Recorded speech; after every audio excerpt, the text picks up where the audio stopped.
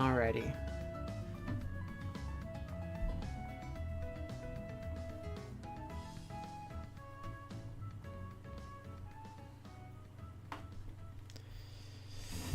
Okay. Just the sound, although I guess it's fine on me. I don't know if it's fine over on YouTube, but oh well. I think this is the first time my models appeared over on this channel. I think. Weirdly enough, it's when I changed outfits. That's funny.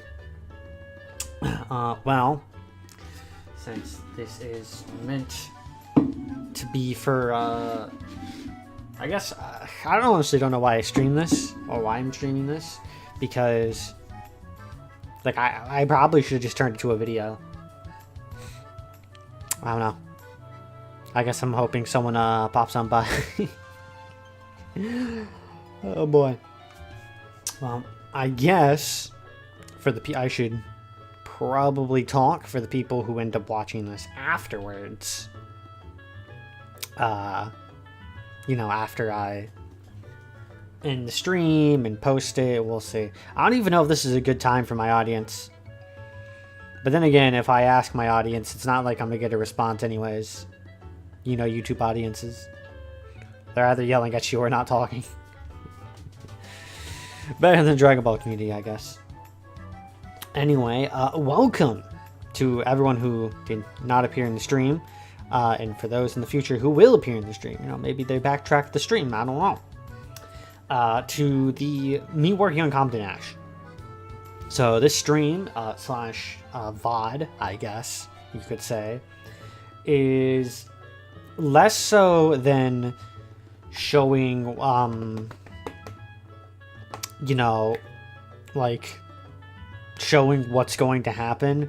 The stream is more so showing, stream slash VOD, it's more so to show how I work, you know, how I write my what ifs, how I go about it, my thought process, etc., etc.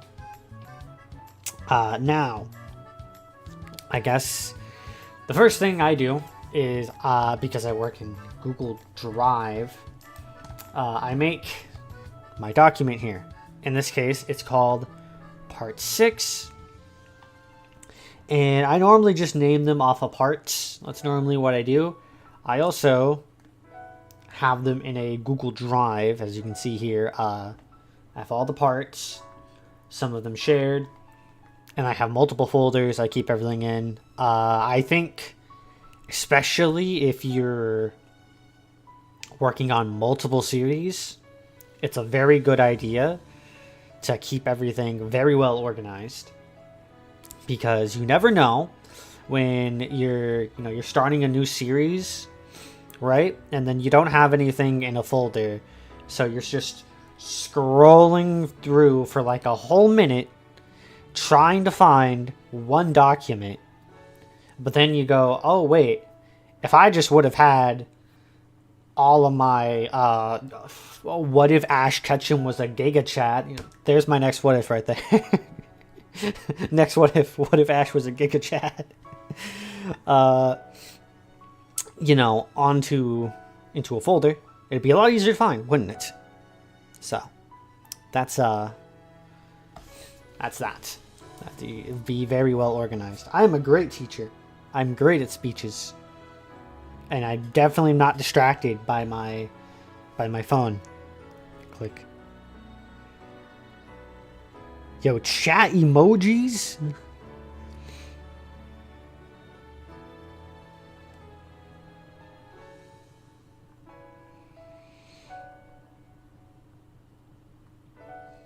Oh god, what have I done? Okay. I'm gonna stop. I'm gonna stop touching the emojis. I'm gonna stop while I'm ahead. Anyhow, so to get to the actual writing itself, first thing I do is I Control A and I turn everything to NLA format, which is Times New Roman, size 12, double spaced. For me, at least, this just makes everything easier to read. You can do whatever you wish, whatever works for you. And typically, my goal when writing these what ifs is to hit 5 pages.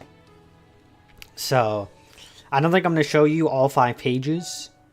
However, I will go over my general process here. I think I'll work over the first page and just see how that goes. So, starting off here, obviously, first thing I gotta do is the intro. Now, sometimes I write the intro, sometimes I don't. Sometimes I just... That's all I do. I just write intro. That's all I do sometimes. And then sometimes I write, a full-on paragraph that I read to you guys. Like, okay, let's think of something here. Hey, what's up, guys? It's SNDZX here. Back at it again with another part of Competent Ash. Possibly the finale. I'm going to try and make this part actually decent rather than the depressing piece of crap that was the last season, the last version. And then after that, after I write an intro out, I think I'll stick to that one. I'll keep that in the script. Why don't we? I think of the like goal and the views for the next part, or any important messages. So, as for this, the important message would be, let's see. The important message would be, I am unsure if we will do Johto.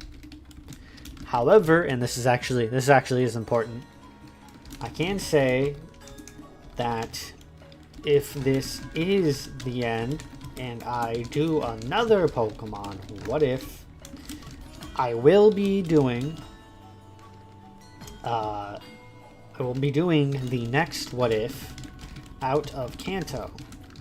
That way,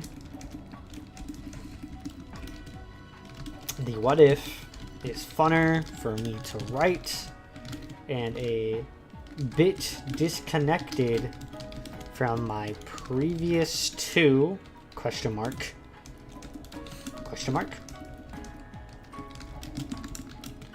what ifs. Now let's see. Then I gotta decide on a like and view goal. And this is the season 1 finale. So let's see. Let me quickly not look away from the chat real quick. I'm gonna open up YouTube Studio on my phone. Okay. What if Ash was a competent trainer?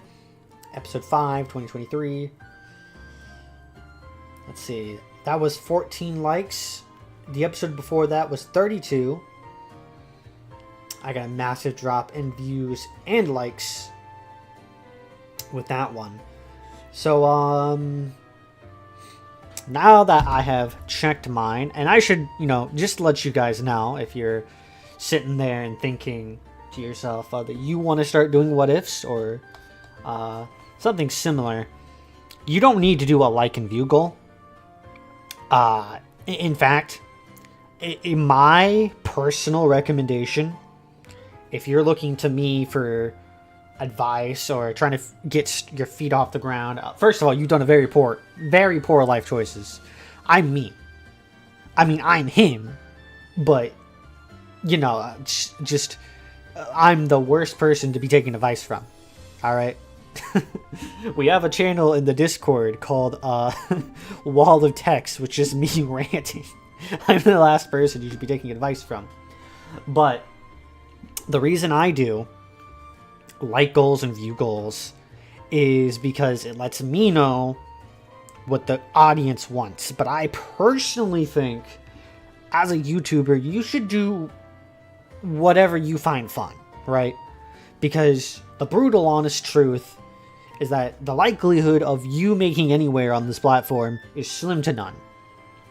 So if you're going at it, just have fun, right? Especially like when you're making a video, expect to get around 10% of your audience. That's generally what I've experienced, at least. So, but because this is a season finale, right? And on top of that, to be honest, I kind of want to drop the series. Not gonna lie, I'm gonna do double the likes as usual, and you know, maybe that'll motivate people. In the past, I know it's kind of cheesy. Every YouTuber says it, you know, hit the like button. It's annoying, but people actually will do it. People will genuinely do it. So, I think for this part of the Competent Ash, we're gonna be doing. How about we'll do 20 likes, and I do 10% of my views. So I'm at 180 subscribers, so that would be 180 views. To make it to the Orange Islands or Johto. I genuinely don't want to make too big of promises in your intro, just in case you change your mind. Back to the chat though. Hi Mario, how you doing, buddy? Welcome. I don't know if you're still here or not. Sorry, you messaged when I was mid-sentence. I apologize if you're still here. This stream is also meant to be a VOD that people can go back and look upon. So I'll probably honestly re-upload this. Are you winning? You! It's the menace herself. She is here. I'm doing great and I'm still alive. Yes, the Yakuza? The Yakuza? Do you mean the Yakuza? I think you meant Yakuza, buddy. I think you meant Yakuza, but I don't know what maybe in the Mushroom Kingdom it's the Yakuza. But yeah, so there all that time we've gotten through an intro. I'm very good at teaching, aren't I? Phantom boy, I'm not a phantom. I am a floofer. I am a two-tailed fox. Look, just turn my head, maybe.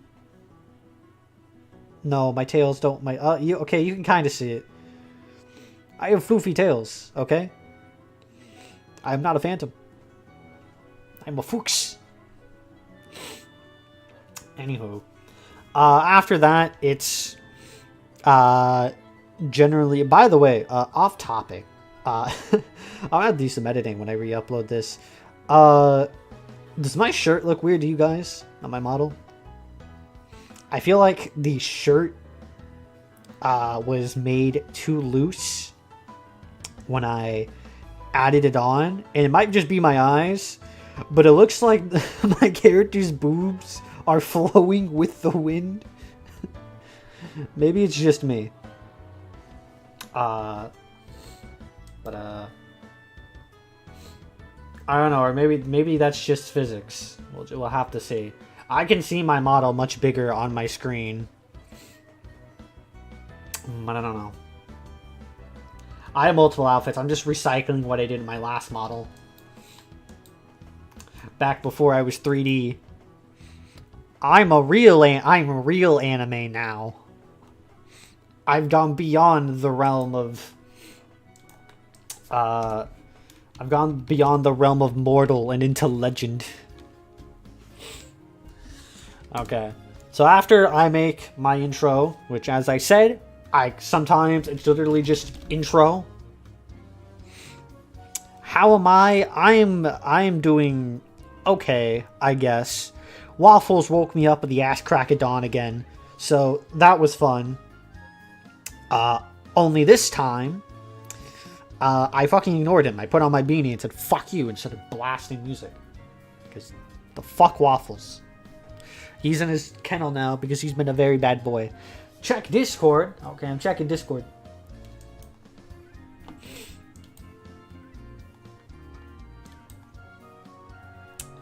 That is very... I'm gonna say that's very bad RNG, David. Very poor RNG. Waffles is a menace. More than Sahara? Oh yeah, definitely. Sahara actually will cuddle with me. Waffles, on the other hand, will fucking sleep on my foot.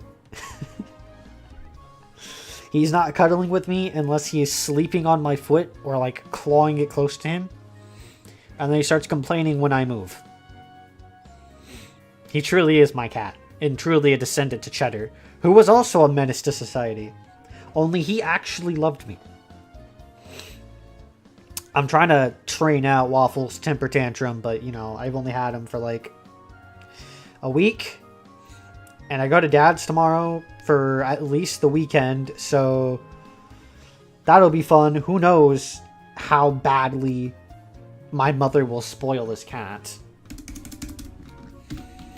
I agree with all three, but, you know, eggs and Pokemon are good.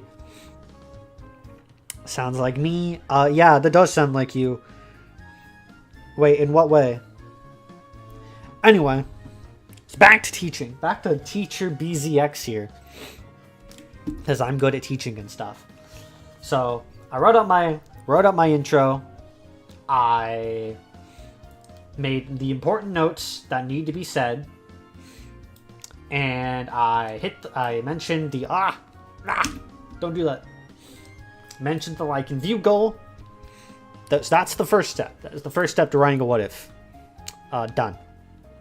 I mean, I it's debatable. You could put in your like all that information later on in the video. It's kind of a 50-50 because if you put your intro in the beginning, of course there's ads.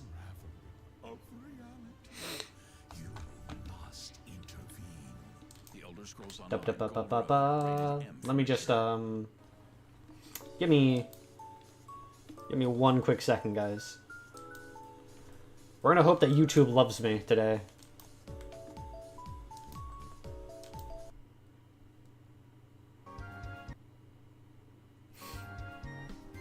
Okay, there we go. I hope YouTube doesn't realize I'm using an ad blocker. Don't tell them, guys. It's my trap card.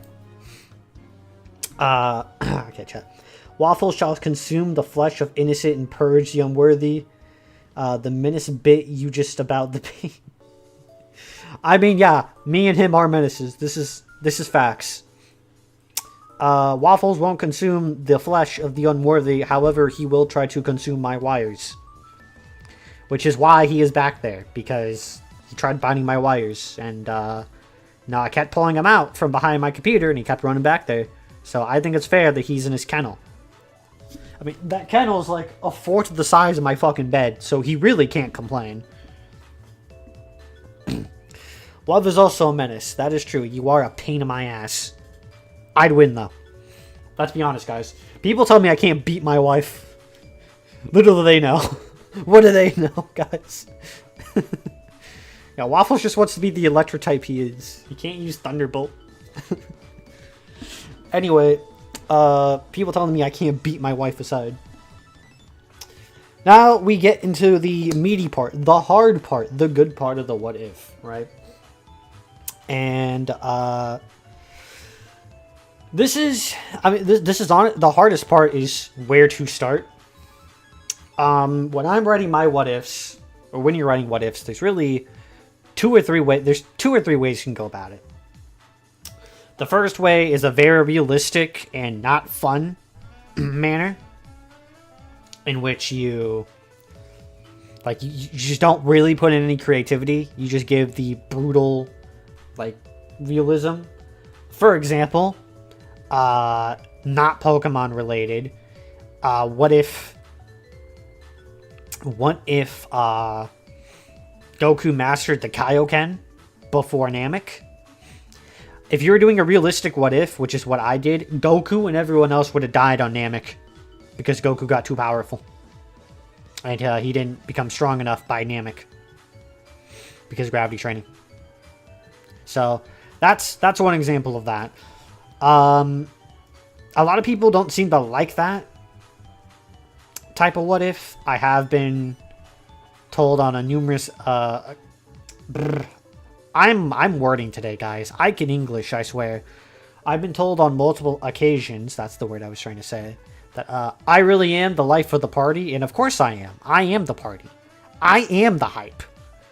But that aside, the second way you can do it, you can do what ifs, is just fun, in which you kind of just ignore logic. Like, you follow the very base rules.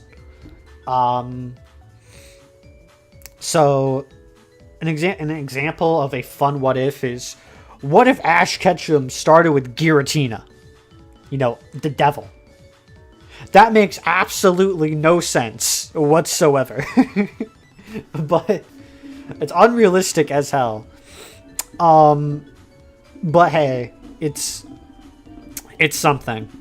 Then as you're going through the what if, you can be super silly and be like, oh, Gary Oak tried to harass Ash, but Ash sent out the devil and sent him to the Shadow Realm. Thus, Ash never had to deal with Gary again.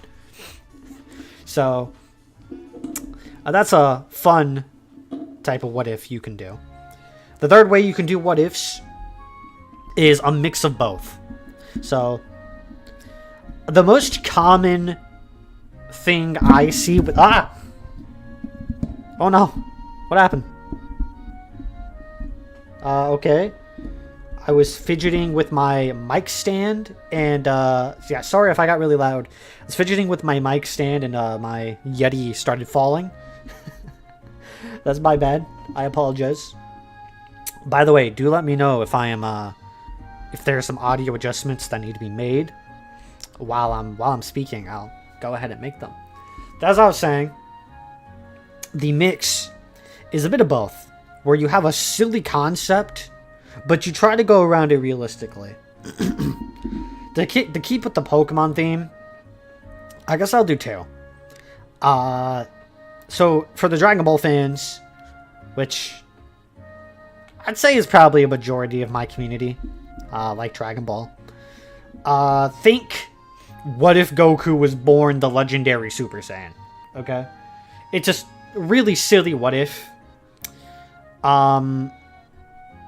Or, you know, let's get better. What if Goku was born a Super Saiyan God? Because that's a what if I see often. It's a silly concept, and normally you have to do some unrealism to get Goku to Earth, right? Because realistically, Goku probably would have been killed. But then once you get there, Goku, you know, the story generally goes, oh, Goku is so strong that he one-shots like everybody. Because that's realistically what would happen. So, that is one example. A Pokemon example of this. Let's do the what if Ash had a Giratina, right? Very silly for Ash to start off with a Giratina. Come on, let's all agree. I mean, Ash getting a Pokemon at all is kind of silly because he was late. Let's be honest, Oak should have just let him not get a starting Pokemon. But if we were being realistic after that point, Giratina wouldn't have listened to Ash. And so the what if would basically be, even though Ash has this super powerful legendary Pokemon, it doesn't listen to him and probably causes havoc everywhere. Let's be honest, probably just goes back to the Shadow Realm, but because you're writing a semi-fun what if, you can't be too realistic. So, those are the three. To recap, you can write what ifs very fun, very realistic, or a mix of both. And normally the mix is silly concepts, like, what if Ash Ketchum was actually a Ditto? What if Ash was a Pokemon, guys? Think about it. Mr. Mime is actually Ash's real dad. We all know it's true. Come on. The reason Ash survived the coma he was put into by Pikachu in episode 1 is because he's part Pokemon. The Mr. Mime that showed up later on in Ash's journey, that's actually his dad going into his subconscious. What if I was a Pokemon? Ask Chaozu. Where do I fall into love?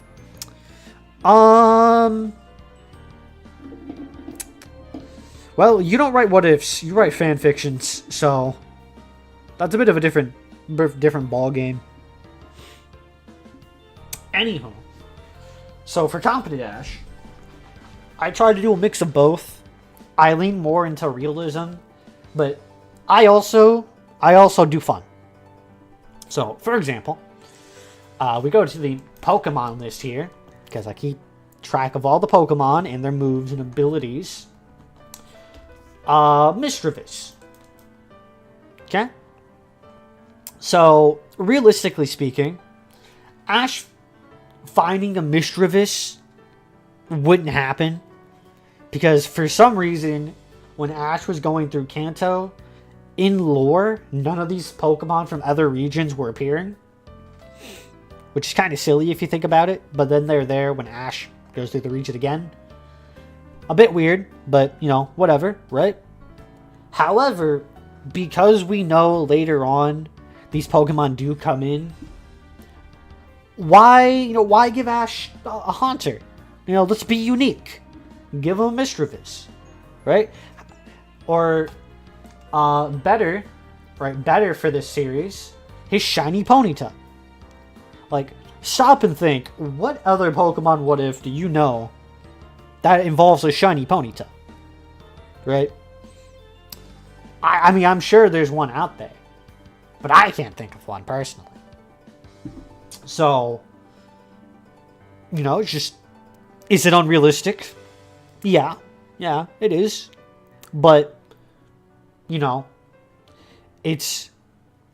Ponyta is meh besides Platinum. I mean, yeah, Ponyta's kind of ass, but I mean, that's Platinum's fault for being the worst Pokemon game.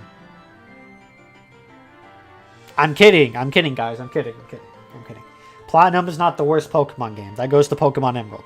Anyway, how to trigger my fan base in less than 1 minute.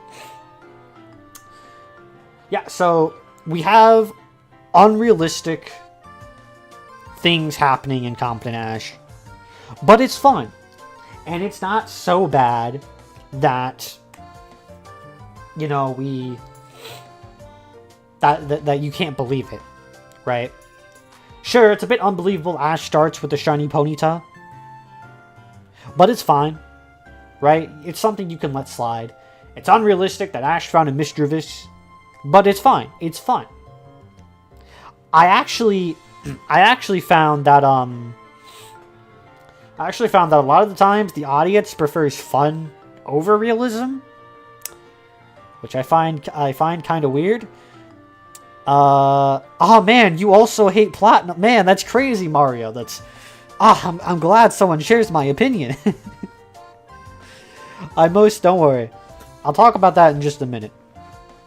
But anyway, we've got the intro down, and now that we've discussed, I focus more on realism than fun. We then have to discuss. We have to stop and think what we do. A rule of cool in taste sourced by Isekai and Shonen is why. Well, yeah, that's true. That's true. It reminds me of that one meme. God, I wish someone would make something besides Isekai. Stop watching it. And then they just glare at you. But I think to start off with, Ash just got his gym badge. And we know there's a time skip. Okay? Just time skip into the Pokemon League. And here I kind of got to stop and go, is it worth covering all the side adventures Ash had between the Pokemon League? Is it really? Because, look, the episode where, Shellder was biting onto Slowpoke's tail is cool and all, but what plot importance does it have? Right? And the answer is none. So why would we go over it? I think from a plot perspective, or a what-if perspective, that it's best if we just skip to when Ash is on his way to the Pokemon League. So I guess for starting off, we run into another problem here, because I actually forgot how far ahead or behind Ash is on his journey.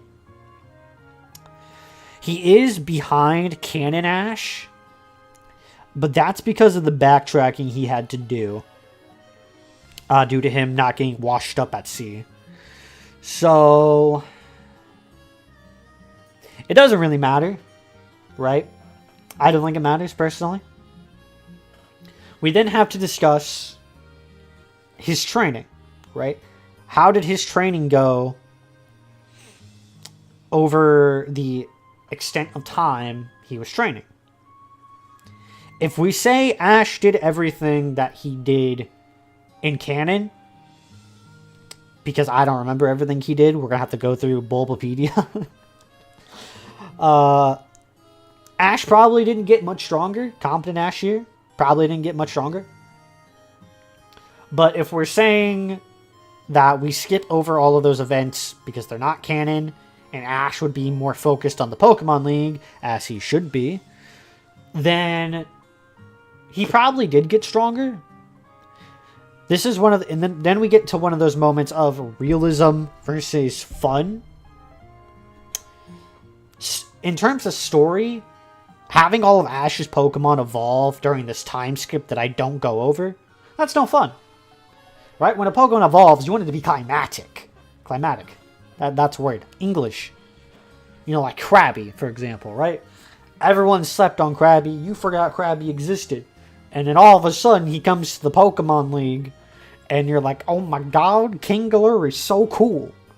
Bro knows Hyper Beam. You know, Kingler kicked butt. So, in all honesty, I think that in terms of story and the viewer attention, I guess, retention, something like that, I honestly think it's best to just skip over all the training, in my opinion.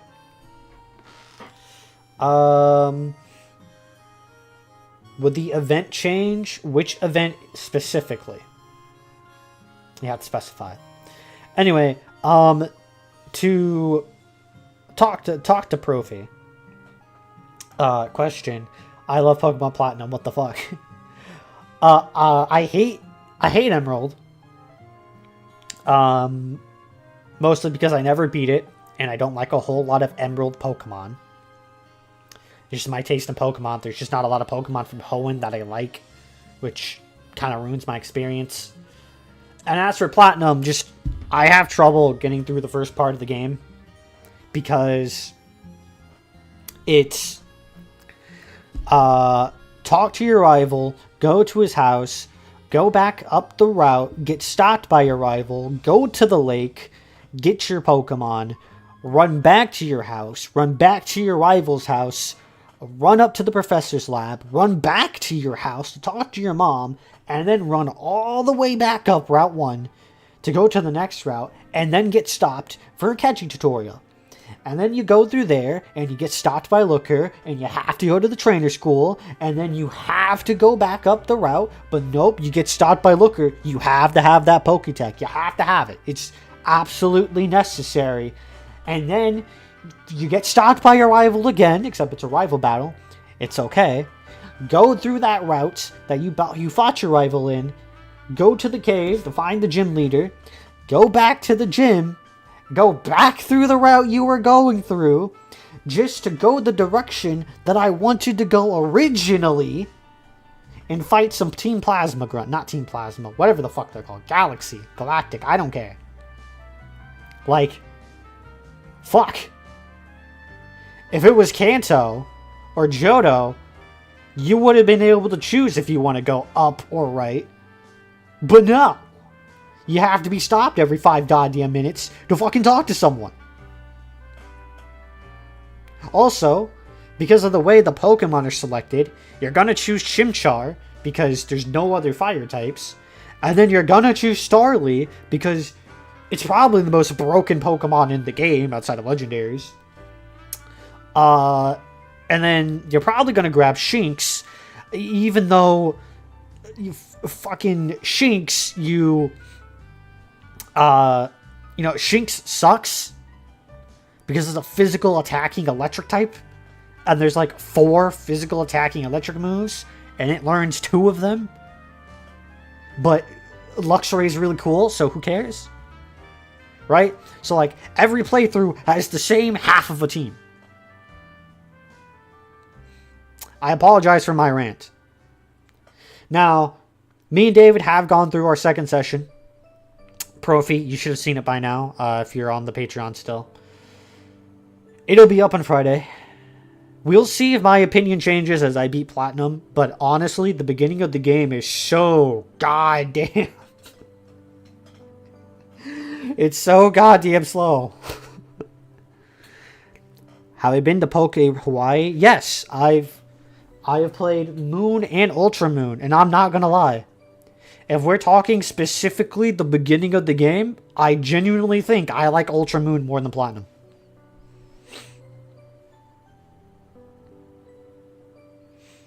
Like honestly.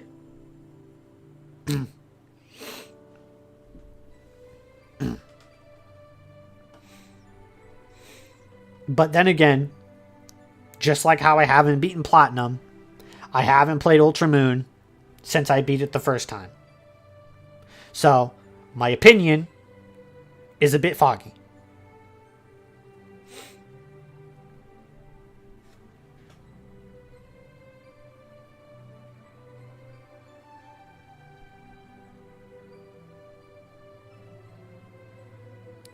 It's not that I hate... Okay, here's my thing, right? I don't mind backtracking. Alright?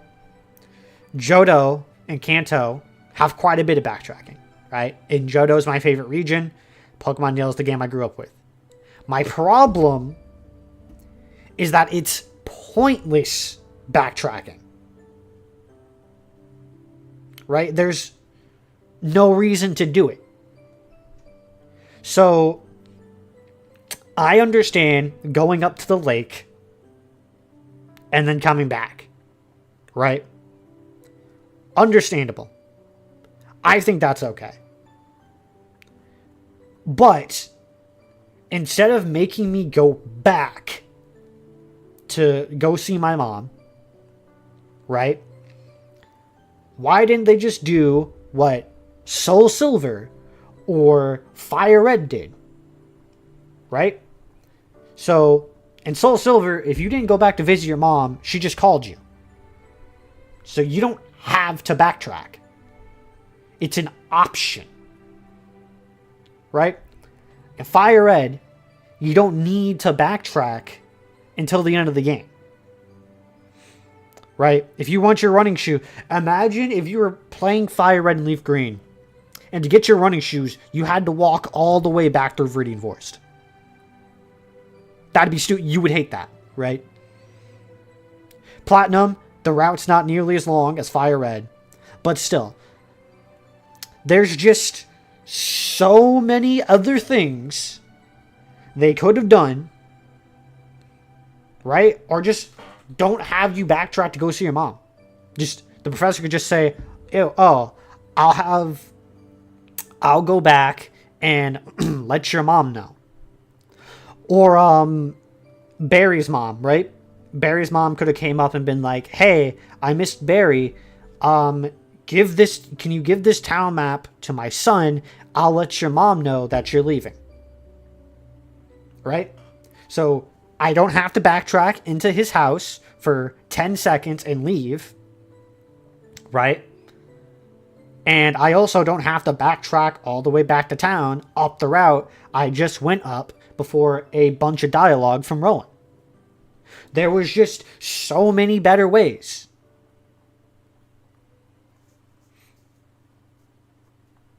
But again, we'll see. If the rest of the game is good, I'll forgive it. But if I don't enjoy the rest of my time, I think this will be my only platinum run. At the very least, the legendaries are really cool. So, I have to give Sinnoh that much. The Apple Watch wasn't a thing yet, ZZ. Yeah, but you know what was a thing? You know what was a thing? A cell phone. Yeah. And you know what you have in Soul Silver? A phone. Kind of crazy, I know. Kind of crazy. And what's even crazier is that Platinum canonically takes place at the same time, if I'm recalling correctly, as Soul Silver. I'm just saying. I'm just saying. Anyway, my rant of hating Pokemon Platinum being worse than my whole video, which I'm not kidding, I have a whole video of me hating on Pokemon Emerald during a tier list on the gaming channel. I've mellowed a little bit since then. But yeah, I mean, people say Platinum's the best game in the series, so I'm hoping it gets better. But let's get back on track. I already have to edit this video.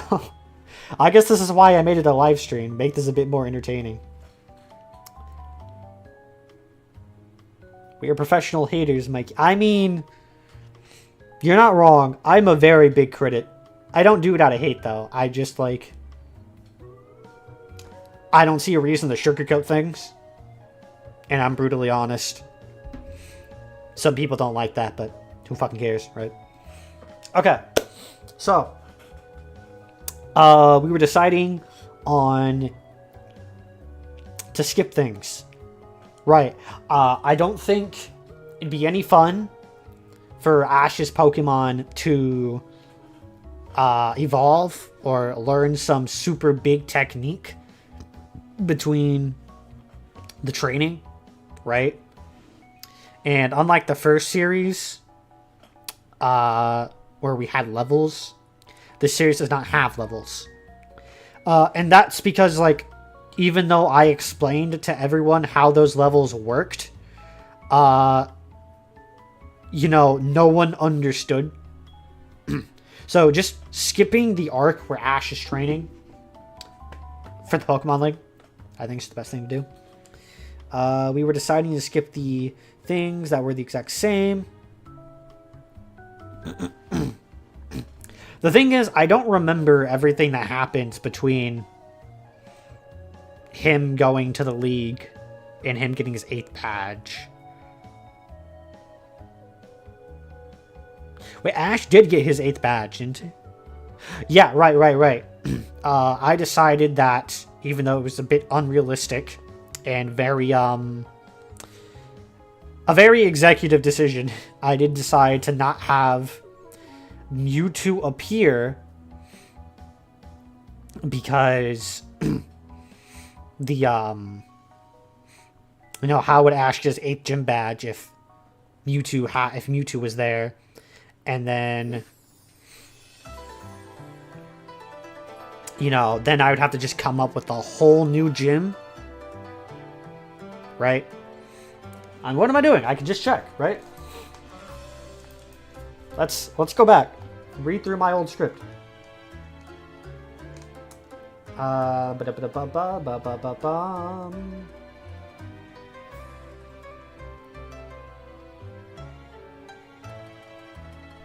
Ash in this timeline is extremely early, so for the sake of me wanting to actually get on with the what if, no Mewtwo. Okay.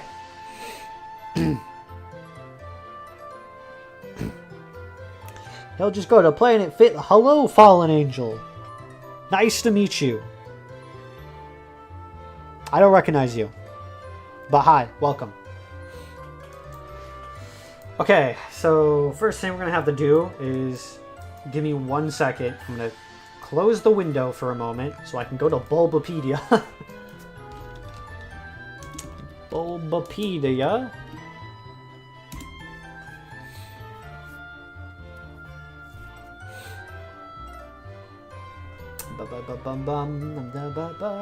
I don't use Bulbapedia often, so I actually gotta read through shit. Okay, anime. Animu Planet. Surprisingly, Animu. Yo, can we get like the anime version of Animal Planet? Anime Planet. Surprisingly anime.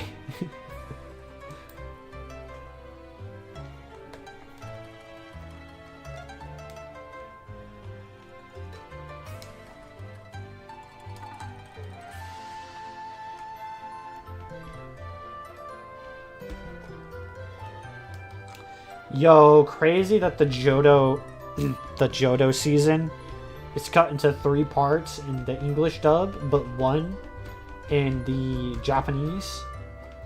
Kind of fucking crazy. Okay, I'm gonna go leave.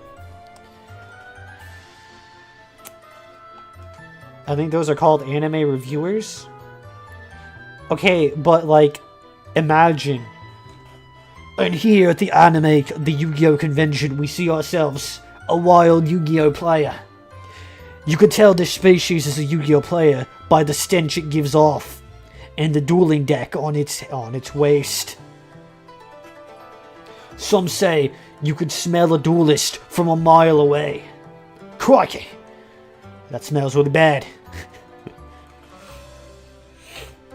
I'm Steve Irwin, and today I'm hunting the most elusive creature. A Yu-Gi-Oh! Player that showers.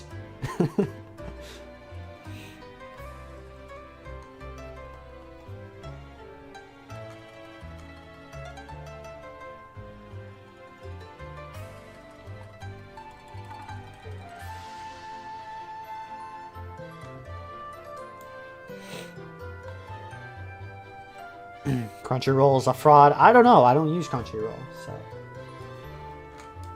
Okay, on the way back to Pout Town.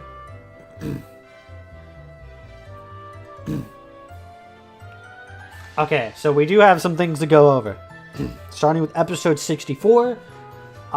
With Ash being early in this timeline, he wouldn't have run into Mr. Mime.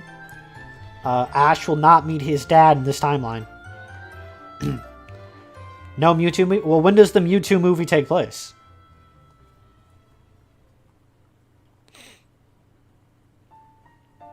I mean, regardless, I don't see a point of covering the movie. Because, well, you know, what's going to change? Right? I need to take a drink after that. Fucking Pokemon Platinum rant.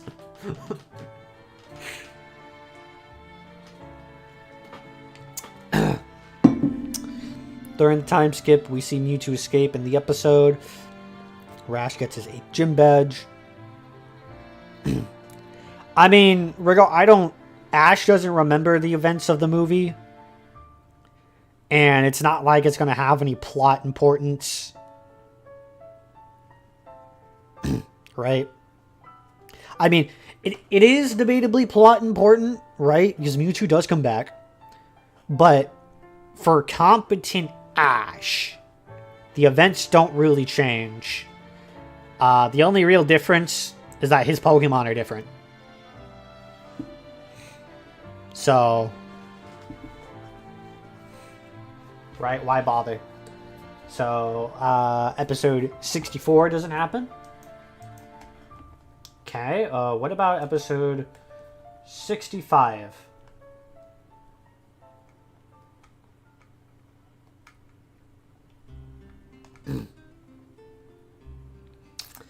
Um, 65, Showdown at the Poke Corral. I don't think 65 would happen. Because Gary has more respect for Ash in this What If. Because Ash isn't completely stupid.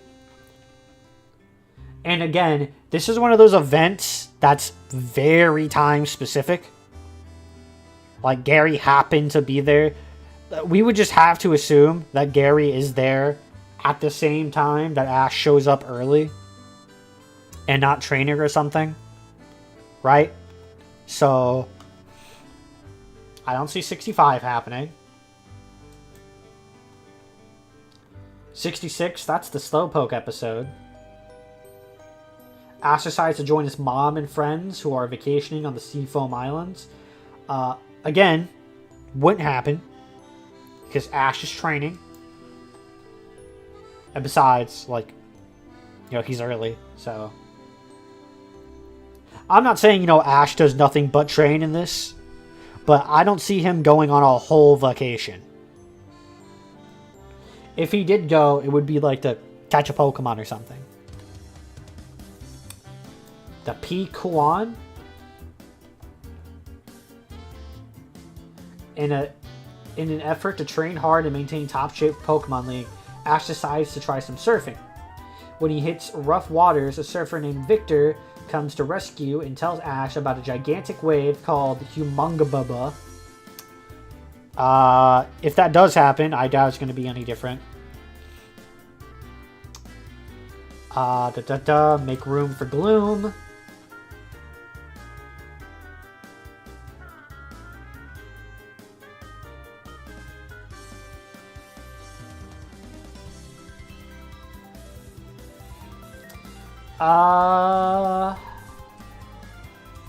Hey Tolerable, what's up? We're working on the next part of... Oh, I guess I can show my screen now. We're on Bulbapedia. That's my bad. I'm sorry. We're working on the next part of Competent Dash. So spoiler alert. We're also just vaguely going over how I work on what ifs. No, how I do it, what I do. You missed my rant on Pokemon Platinum earlier. You missed Amethyst version. Oh, well, whose fault is that, Neptune? Whose fault is that? Anyway, our abusive relationship aside, towards both of us. It's two-way abuse, guys. Don't worry.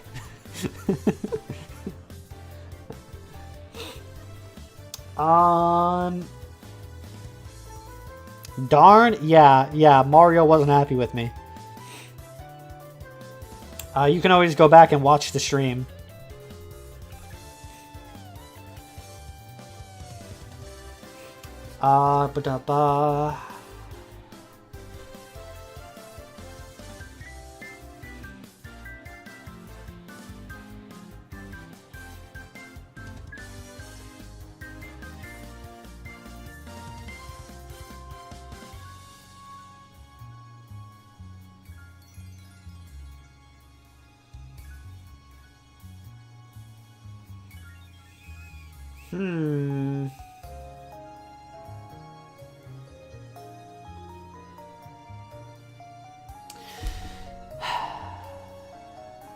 Yeah, I don't see this episode happening.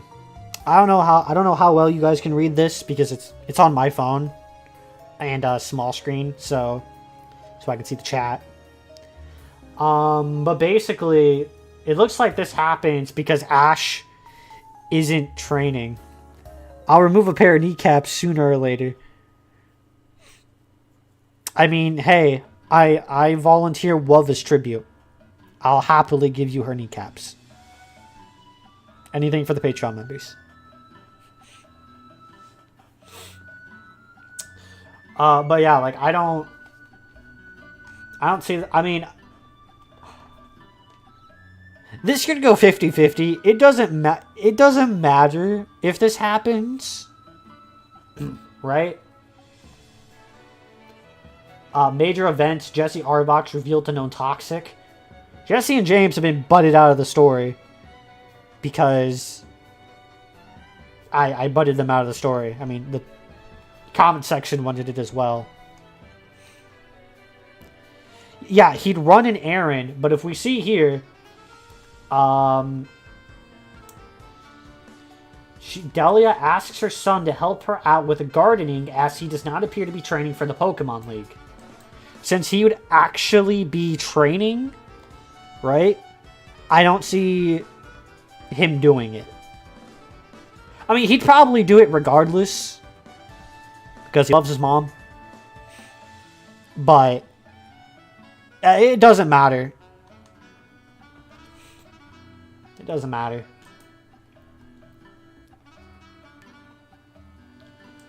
So, likes camera, Quackaton.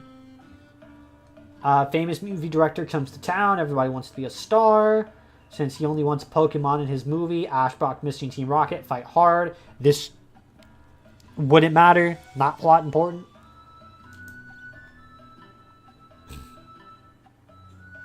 Now, I should also note, guys, I normally watch the episodes instead of going through Bulbapedia, which is probably like my biggest time consumption. Because, like, yeah, I know reading through Bulbapedia is faster, but like I feel like you don't really like if you really want to write it well, you should watch it instead of just reading the wiki.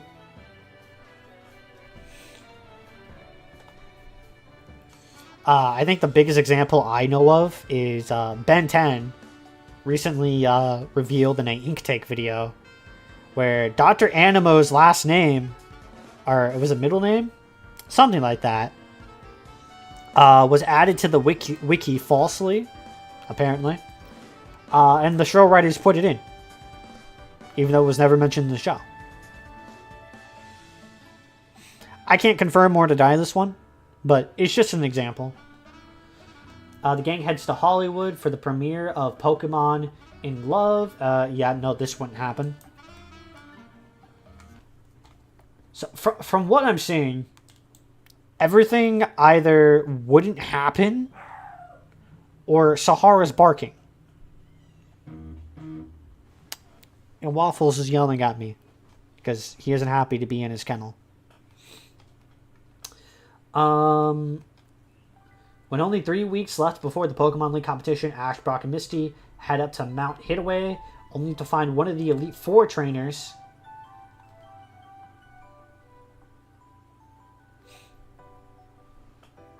Okay. So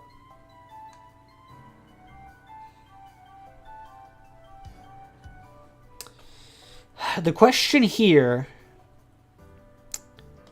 right, is Ash's timing. Again, this is one of those, he has to be at a specific place at a specific time. And it's kind of like, does this happen? This is, out of everything that's happened so far, this is definitely the most believable still happening in the what if, right?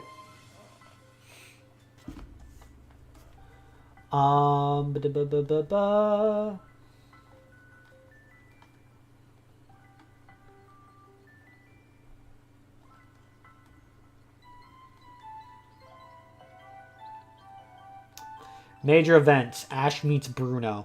And Bruno doesn't really come up again. So I could definitely see this happening, but it's not important, so I'll skip over it.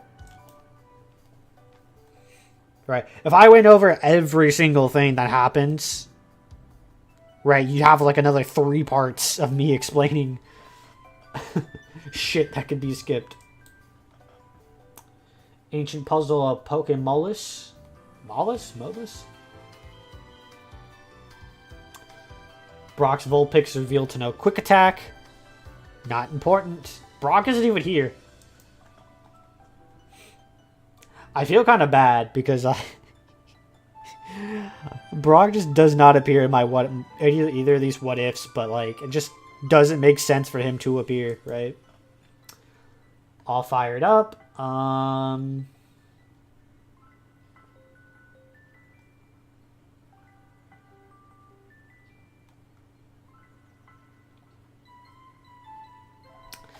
Well, this is an interesting one. So this happens because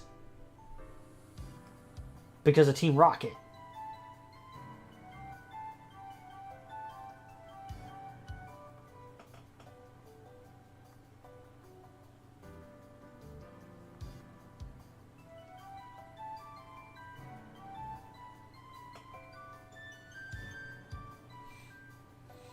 Oh no, Ash gets picked regardless. But again, like, is this important?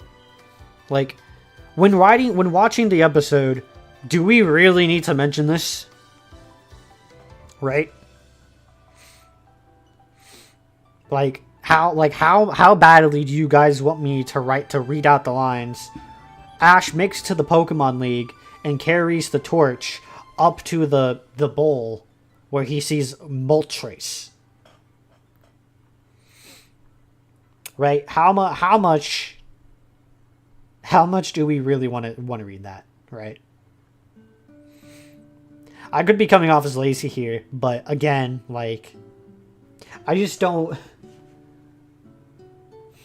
I mean, yeah, it's an important episode because they appear at the Pokemon League, but like, I don't feel the need to go over what happens in this episode.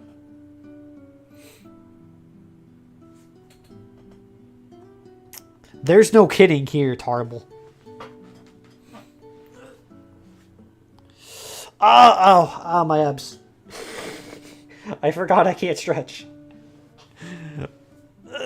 Okay, stretch slower. That hurts. Come on. Come on. So, I started working out again yesterday. Not nearly as bad as last time, because I had back pain for 2 weeks, because 2 months, because I pinched a nerve. I'm kind of pathetic. I only did 10 sit-ups and my abs hurt like hell. It really tells you how fucking out of shape I am. I'm trying. I'm trying though. It's the effort that counts. And with my knee, I can't do too much with that. My left knee in particular. I don't know what it is with my left knee, but like damn.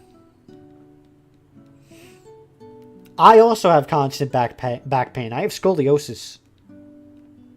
Imagine having scoliosis on top of a pinched a nerve.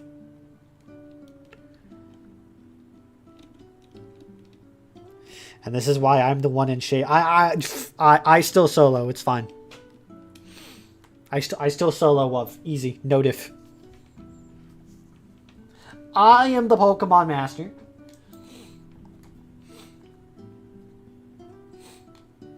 Okay. So it looks like we could just skip up to episode 75. Round 1 begins. What? As Sonic would say. As our good blue furry friend would say, what? What? No popcorn or in-flight movie. I'm out of here. Okay. Alright. So, the hard part with this, right? And it's the same problem we had with the last Pokemon League. It's that we don't know all of the matches, right? And it's also how much do we want to cover, right? Me describing the fights is definitely more exciting.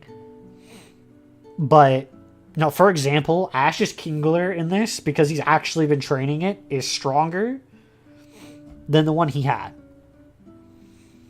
So, you know, it's a case of...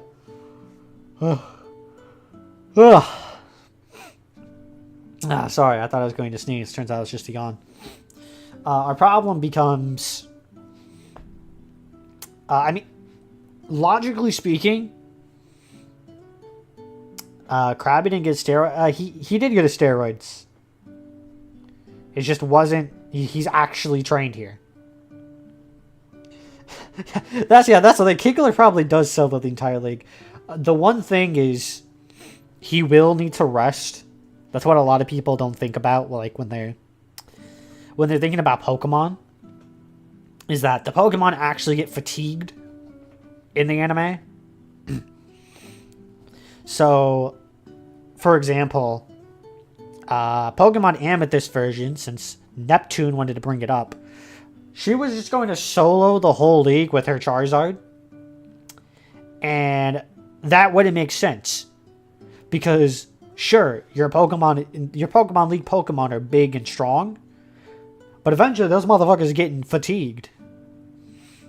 Battle fatigue is an actual... it's an actual thing. It's kind of like with a soldier, right? Where even though they haven't been on the battlefield for like weeks, they will be tired as fuck. Just because they're just, battle. So, Kendra went solo. Pokemon abuse. Oh, well, in the anime, the power of friendship is the strongest power of all. So, that's how you lose Pokemon battles. I mean, Paul didn't abuse his... well, I guess he kind of abused his Pokemon. I guess it depends how you look at it.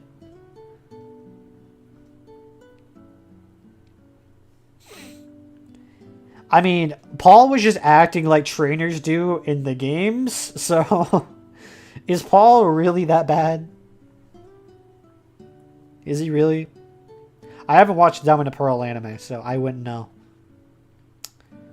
I've only seen Kanto, most of Johto, a chunk of Black and White, a chunk of X and Y, a chunk of Sun and Moon, and a little bit of Sun and Moon, and a chunk, probably most, of Journeys.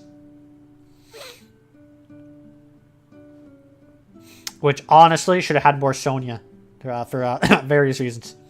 Yes. Yes, various reasons. I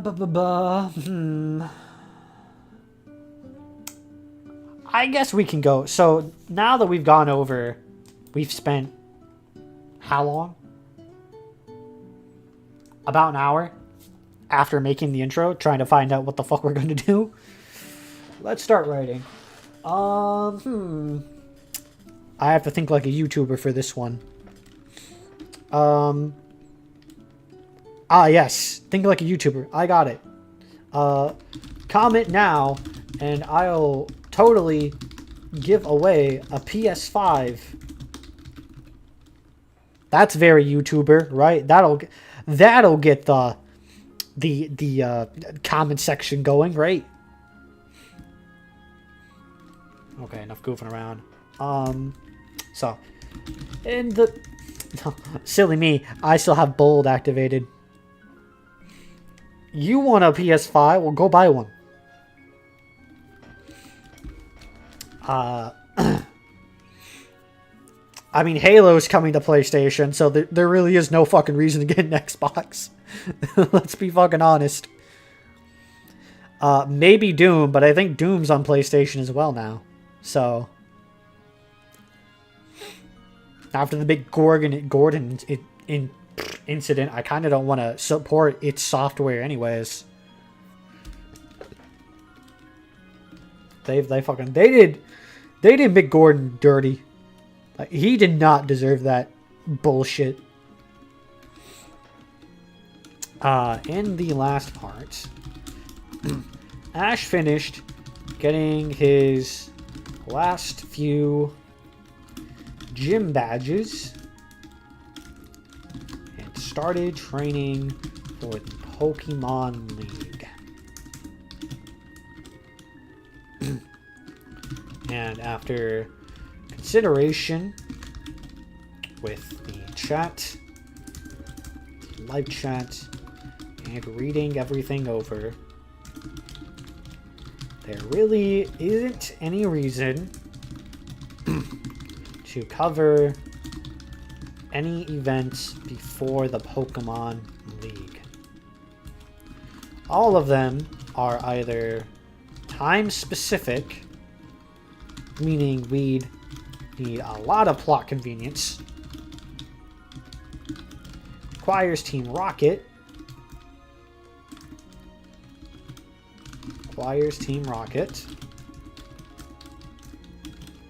or just isn't significant enough to have a reason to cover. Also, wow, Ash's Pokemon do become stronger. None of them evolve or learn any significant moves. While realistically, this would likely be the case, it is not satisfying in terms of story, and we could just have all of Ash's Pokemon fully evolve, which in my opinion, in terms of story, is boring as hell. There we go. Finally got our first paragraph done. The first recorded voice line of the What If. It only took me an hour. And then normally, so I record all my paragraphs in different audio recordings. So I always space out my paragraphs like this. That way, you know, they're easier to read and record. Oh boy. I am a little sleepy after Waffles waking me up so early.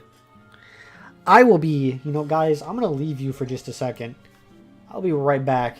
I gotta go get me, oh, hold on. Don't forget the Raid Shadow Legends segment. That's 90%. Oh, you're right. I totally forgot. But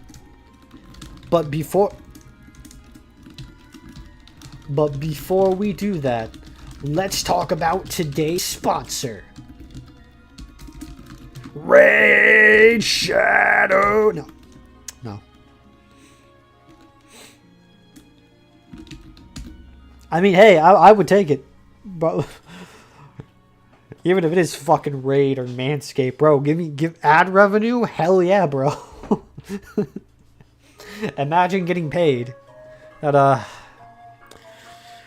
ridiculous idea. It's so silly. Money. Yeah, that's.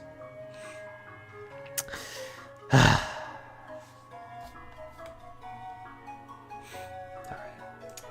Be right back, everybody.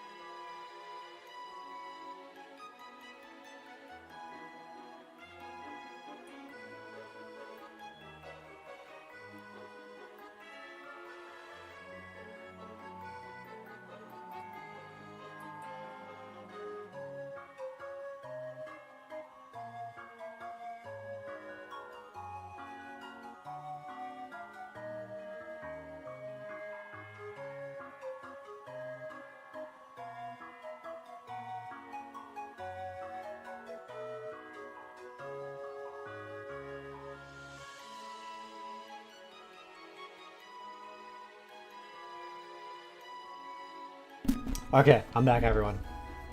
I got some more lemonade. Lemon grenade. What are we talking about? Sparking Zero. Dragon Ball. Honestly, I kind of regret buying Kakarot. Like, it's fun, but it's just like, I don't know. Just, I'm probably never gonna finish it, if I'm being honest. It's not that fun. And the game's hardest difficulty is Super Armor. So, as for Sparking Zero, I don't have a... I I don't have a system that can run that. I doubt my PC can run it, so... I mean, I guess we'll see. I could run Palworld just fine. I thought that was gonna fucking burn my computer down. So... Okay. Where were we?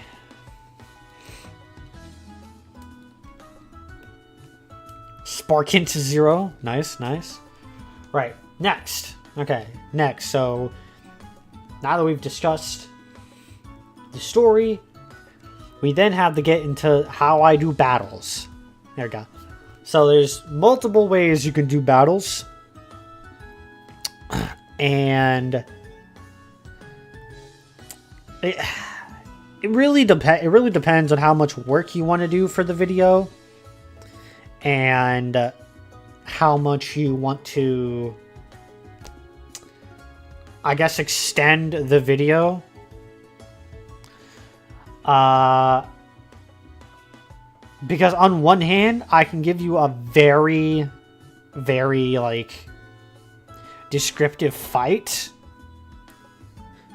But on the other hand, a what if is less, it's not a fan fiction, right?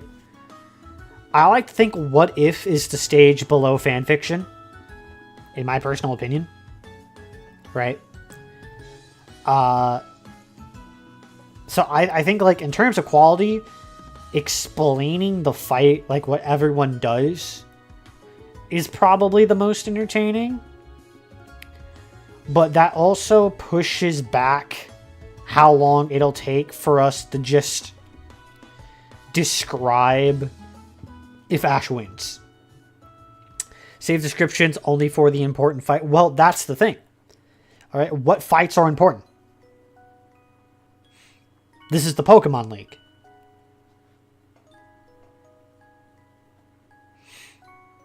And then you run into more issues, right? Because here's the thing. Every battle Ash won in canon, we can safely say he'd win here. Because, let's see, his Charmander is weaker, right? But it's not like Charizard did anything in canon. His Kingler is stronger.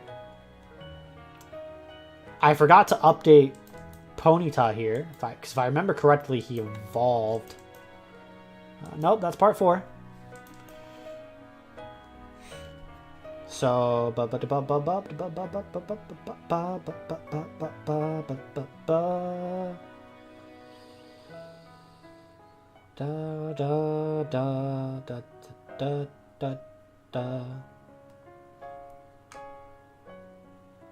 yeah, so Ponyta evolved the Rapidash in the last part.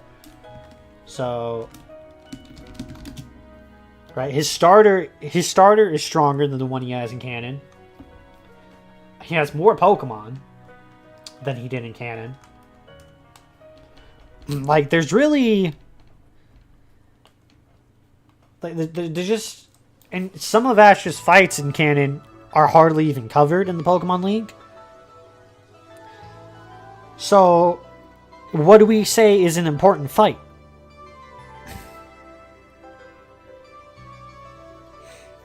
So, because we have all the fights Ash won in canon, which we know he's going to win. We have Richie, right? I'd say that's an important fight. That's one you definitely got to describe. Because Richie was the first bro. And then you have everyone else in the league. And that's where things become a problem. Because we really don't know anything about the other contestants in the Pokemon League. The only person who we have any knowledge on is the guy who beat Gary. And the only thing we know about him is that he beat Gary. And apparently, to Gary, it was just luck. Was that him being a sore loser, or was it really luck? Did he just... the enemy happened to have just super effective Pokemon against his? Right? We don't know anything. Like, the Pokemon League is honestly the hardest part to write. At least from my experience with these two what ifs. So, for now, because we don't know what we're doing, we're going to just mention that Ash beat him, right? But if I change my mind, I can always go back and edit it, you know? There's no reason to be stuck here for 2 hours debating on what to do. Am I right? Of course, if any of you have any opinions or insight you'd like to give me, I'll happily listen. But I think my point stands. So, once we're at the league, to change the order that Ash would get, in terms, to change the field order that Ash would get, or even his opponents, would be random and unjustified. There go. Up until Richie, which is where his league run ended. And by the way, Team Rocket here isn't going to stop him this time. Which is where his league run ended. Come on, Bryn. Come on, Bryn. You can work. All of Ash's canon matchups will remain the same. Hi, babies. What do you think you're doing?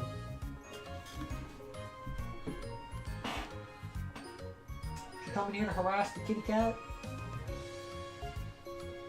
No, you just wanted my bed. Okay. Sahara's here now, guys. Sahara's in here with us. She's staring at the cat through her kennel. Stop harassing the cat. Yeah, I'm talking to you. Fatty. You fatty. You fatty. I love my dog, but she is fat. She is fat and Wolf hates her because I probably love Sahara more. Maybe. Possibly. Probably not. Could be. Matchups. Am I fat shaming? Yes, I am.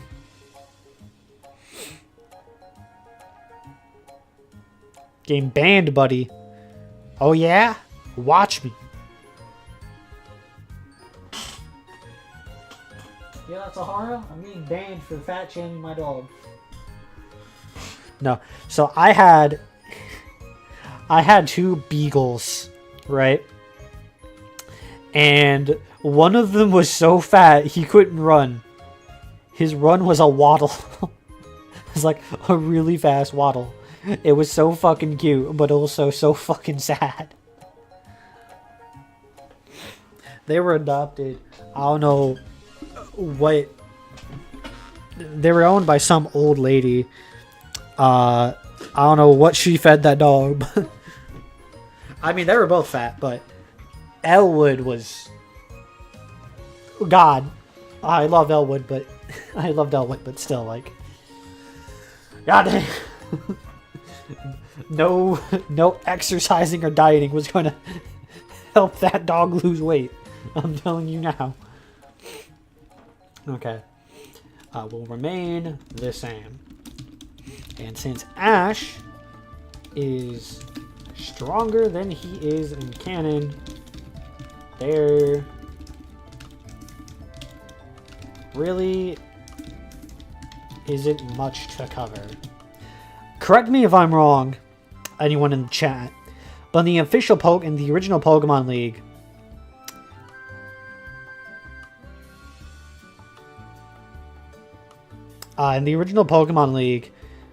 the only full matches they showed was the one on the ice field, or not the ice field, the water field, and the one on the grass field, right? With that fucking cracked Bellsprout.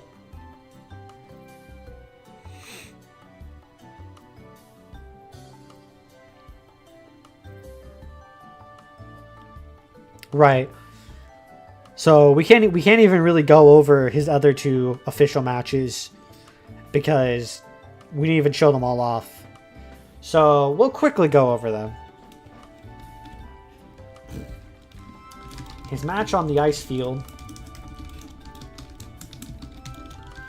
goes fairly smoothly. Honestly, we can just say Ash started with his Kingler, and it swept the battle. As for the grass field, that Bellsprout was definitely on some Poke 90X. But I doubt it's stopping a flame-wielding Rapidash. That's one thing that always interested me in the Pokemon League. Was that it seemed like all of these trainers are weaker than the gym leaders Ash fought before. Like, it's just kind of like, for example, the grass field leader, Scyther, okay, pretty strong. Her Bellsprout was pretty cracked, and a Beedrill. I'm pretty sure, if I remember correctly, there was a trainer who was using a Rattata.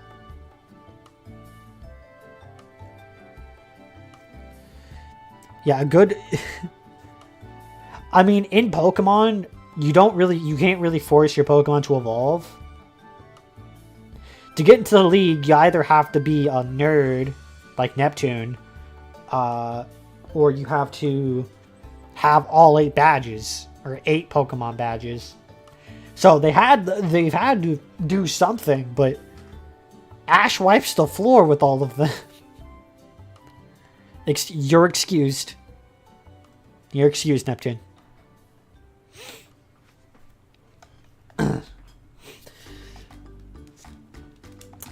We don't see enough of his other 2 rounds, so we truly can't cover them very well. Saya negged, bro. I solo Saya. I definitely solo Saya. I'm true anime now. Saya can't leave the pages of the book. There go I know diff. Nah, exactly. Nah, I'd win.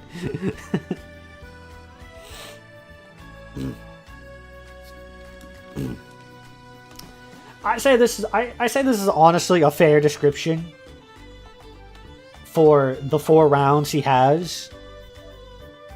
It's definitely not the most fun thing, right? But what am I supposed to say? You know?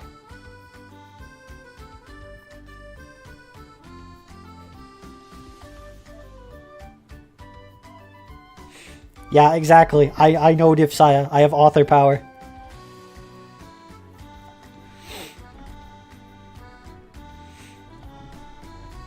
Saya's not a 4th wall manipulator, so I know diff. Even then, I beat Freddy Fazbear, so, you know, clearly I'm universal. There's our next power scaling video, guys. New tier list. What Freddy Fazbear characters can I beat in a fight? Featuring David. We'll force him to come on.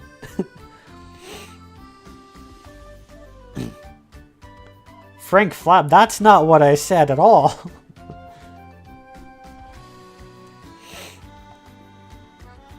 But no, I disagree. I thought the Johto League was really cool. I mean, they did Kingler dirty. Fuck those Electrode. But the Johto League was pretty cool, especially Ash versus Gary. One of the most legendary fights in history. Complete bullshit because Charizard taking out a Blastoise and, like, I think another Pokemon But it was still really cool. Kingler lost to Misty. Yeah, but Misty Psyduck is cracked. That's also Ash's fault. Ash knows that Kingler fucking... he knows that Psyduck gets really powerful headaches. He should have just blasted him with a Hyper Beam. I blame that on Ash, not Kingler.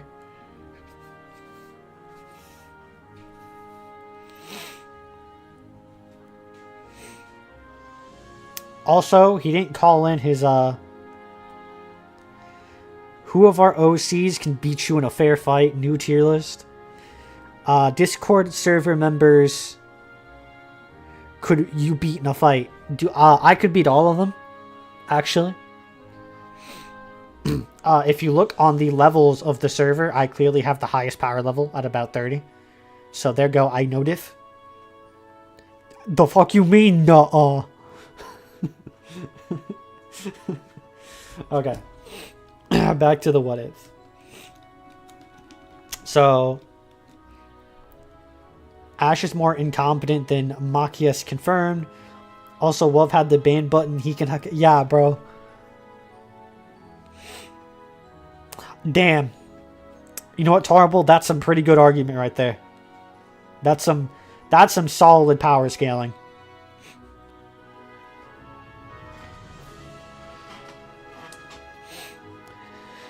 Okay.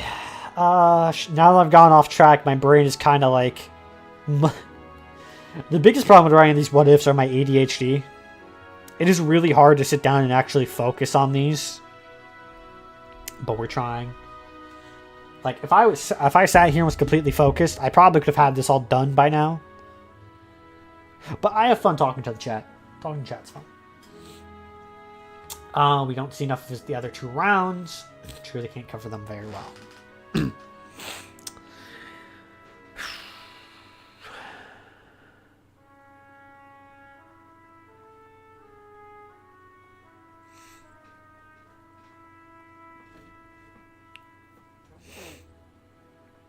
Well, I have more than ADHD. I have autism and I'm bipolar as well. So, getting me to sit down and do something is very difficult, even if I want to do it.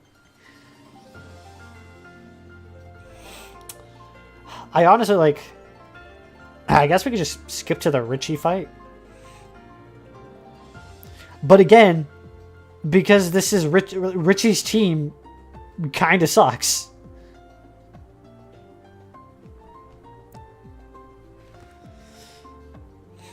I'm not a bum. Okay.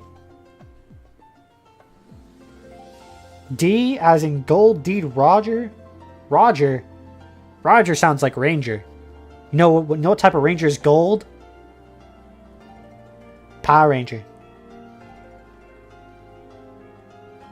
Zeo Ranger Gold! Oh yeah! Dope design.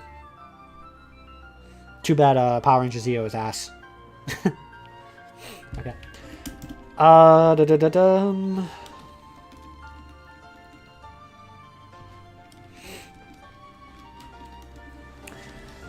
Like, I really want to make the Richie fight cool, but like, I really can't see a way to do it.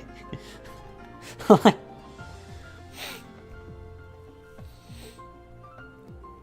I guess we could have like Charmander versus Charmander and Butterfree versus Butterfree. But like, what's Pikachu gonna do? What are those 3 Pokemon gonna do against Ash's Rapidash? Rapidash. Brooklyn. Ash's team isn't even cracked. It's just everyone else sucks.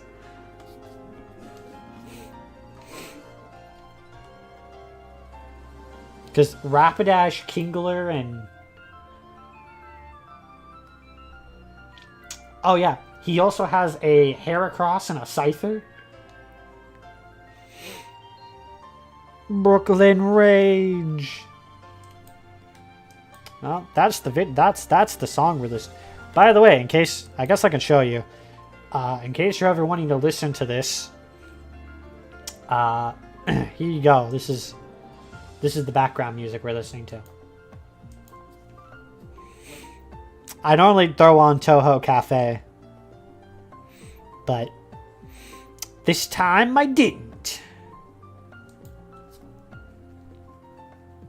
Like, I want to make this. The reason I want to make this really good is because the last series ended really poorly, and I feel bad for it. Because, like, if I just took better care of my mental health, the last Competent Ash series wouldn't have ended so poorly. But, like, I just don't see how to make this interesting.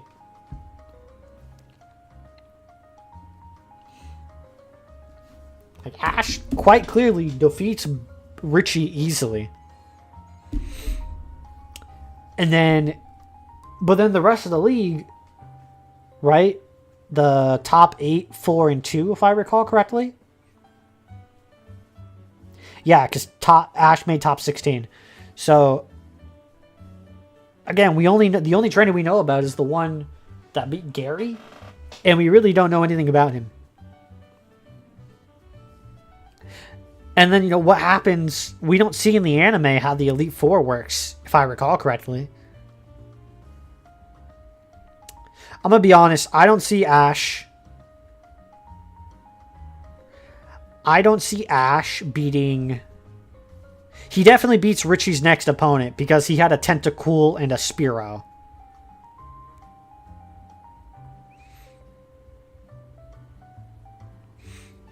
Right? The thing, I could totally see Ash possibly beating the guy who beat Gary. Right? Because, again,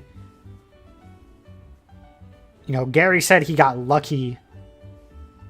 And I kind of genuinely believe him. Because Gary was a really strong trainer in Gen 1 and 2. But, like, I just do not see him beating the Elite Four.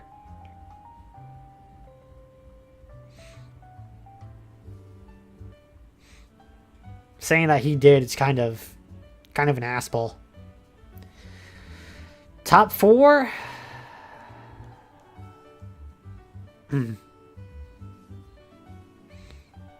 Yeah, I guess top 4 is fair. I mean, it doesn't really matter. He definitely makes top 8. He makes top 4 at least.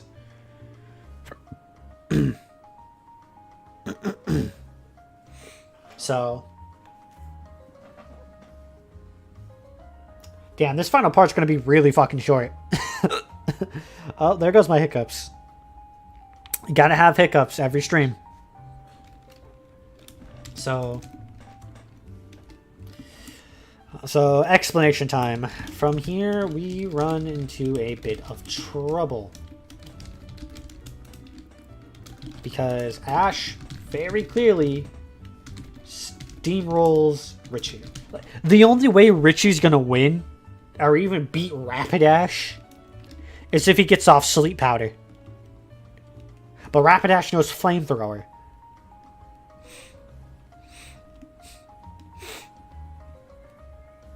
Like, there's just... Ash has too many heavy hitters. Richie with Rapidash alone. Even if he did KO Rapidash due to weird sleep rules, Ash has other Pokemon to easily beat Richie. From what we see, Richie's opponent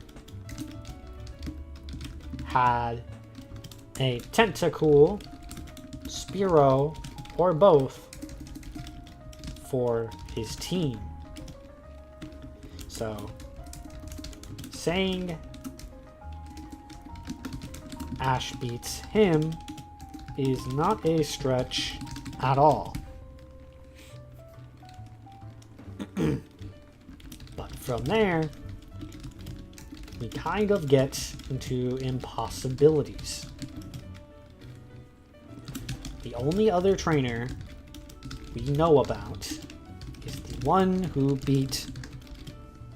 Had a Rhydon and an Ivysaur and a Venomoth.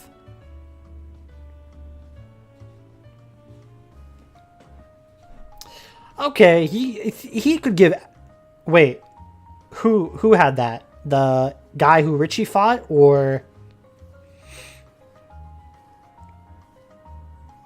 Yeah, it had to be the guy who fought Richie. Richie didn't have an Ivysaur. I mean, even then... I guess the Rhydon would give Ash some trouble.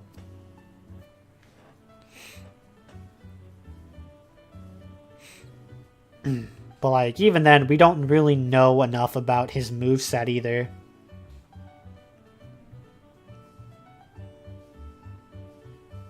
So, Rapidash beats, like, at least 3 of his Pokemon. I imagine Rapidash could beat Spearow. I don't think Rapidash could beat all 4 of them in one go. I think Rapidash would get too tired. But let's say Ash is bringing his best here. Rapidash, Kingler, Scyther, and Heracross. Even though they're both bug types, it's coverage. And then I imagine he probably brings Staravia. Or Bulbasaur. Maybe Mischievous, because ghost types are extremely powerful in Gen 1.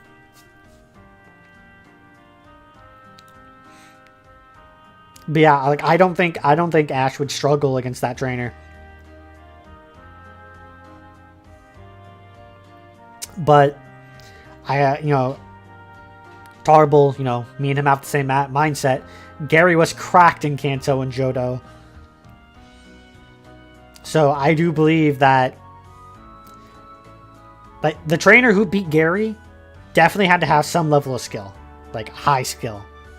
And that it was because of luck that he did win. Though you could make the same argument that Gary in Season 1 was a smug little shit. And that he's just more skilled than Gary. Regardless, I don't see Ash beating the guy who beat Gary. Like, I just really don't see it. It's not happening.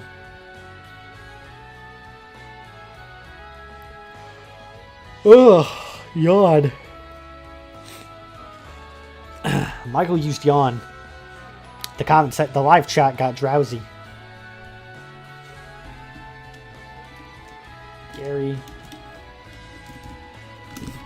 Gary said that he lost because his opponent got lucky. There are 2 ways. Look at them. Also, right? One more thing.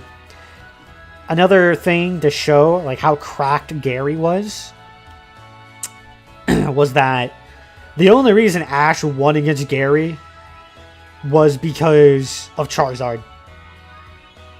Like, let's be honest, if Ash either didn't leave Charizard in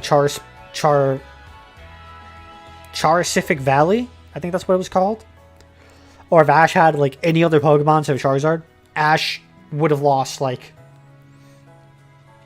probably 3-0. Ash probably would have lost 3-0 if I had to imagine.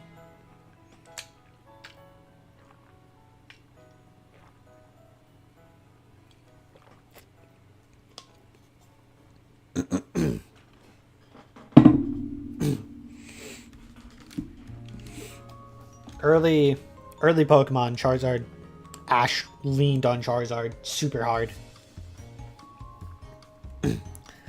Dr. Nipper.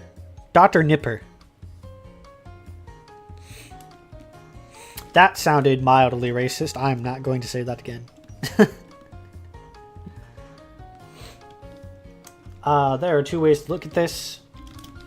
either Gary was being an arrogant prick, which, let's be honest, is not beyond him at this point, or meaning that the trainer was much more skilled than Gary, or the trainer is around Gary's skill level and is genuinely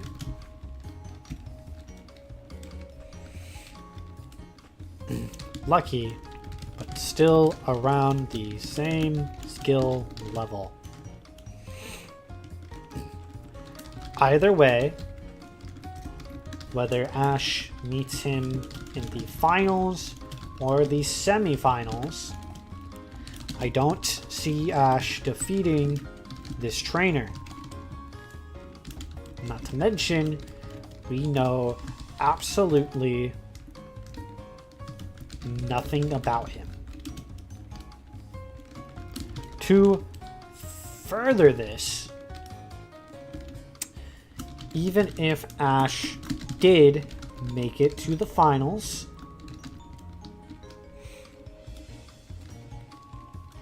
won and fought the Elite Four, I highly doubt that he... Do you... Wait, in the anime, do you even fight the Elite Four? I don't think it ever I don't think it ever covers that.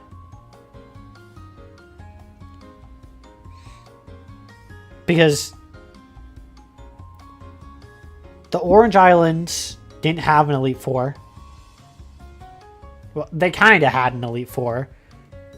You know, the whole island was an Elite Four and then a championship. The Alola League didn't have an Elite Four.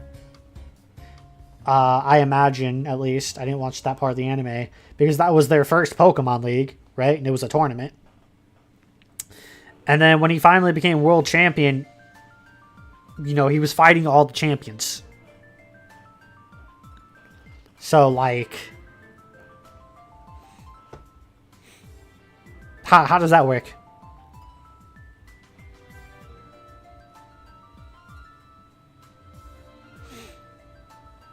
I guess it doesn't matter. I highly doubt that he's beating Lance or the E4 members.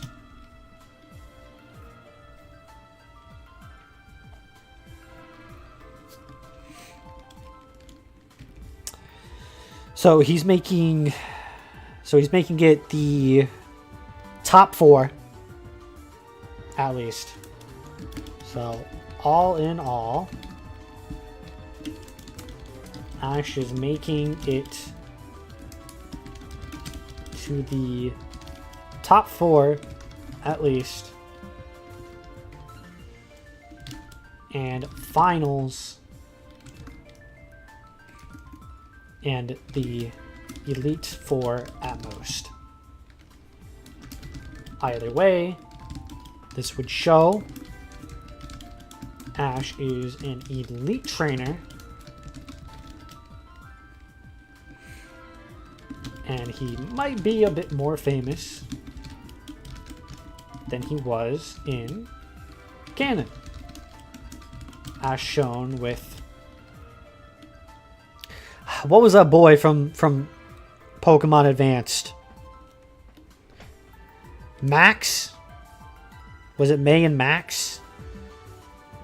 May's little brother. I think his name was Max. The annoying little shit with glasses. As shown with Max, Ash had some level of fame, being in the top 16.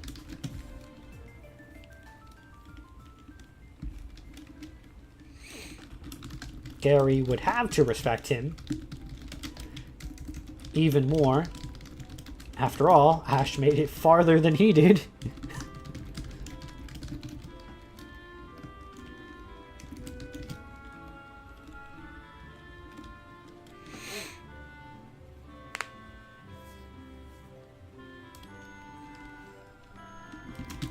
And of course, things would likely remain the same as Ash gets the GS ball. What's the the GS ball? It was the GS ball in the anime. GS ball, and asked to go out to a specific set of islands. Damn, only 3 pages.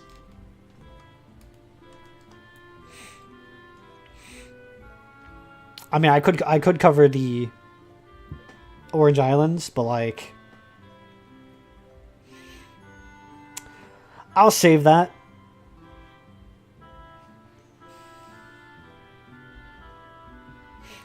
Yeah, he would immediately go home.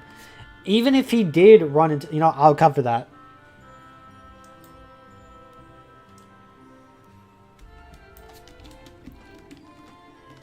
Ash wouldn't run into the Firo and... to Firo and... Oh. Well,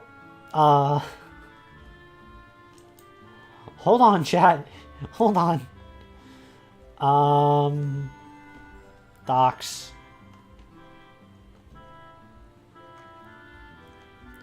Chat. Okay.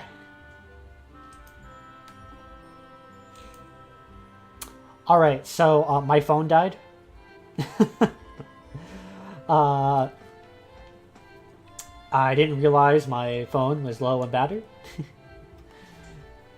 So now I will have to keep track of the chat by opening up OBS. Goody. Orange Islands are 1 or 2 episodes at best. Yeah, probably. But this is the end of what I'm going to call season 1. Partially because I don't... I